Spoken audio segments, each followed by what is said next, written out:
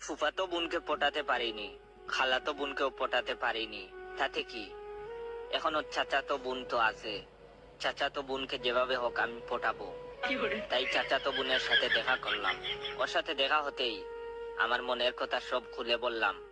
ওকে বললাম, আমি তোমাকে পছন্দ করি, ভালোবাসি। কিন্তু চাচাতো বোন আমার ভালোবাসা গ্রহণ করলো না। কোনো উত্তর না দিয়ে ডেমাক দেখিয়ে চলে গেল। কিন্তু আমিও ছেড়ে দিবার মতো পাত্র নই। তাই একজন কবিরাজের কাছে গেলাম।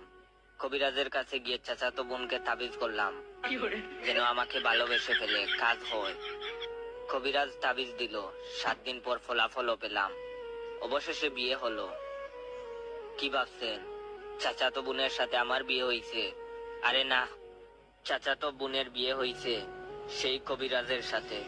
ওই শালা বন্ড কবিরাজের কাছে তাবিজ নিয়েছিলাম চাচাতো বোন যেন আমার প্রেমে পড়ে।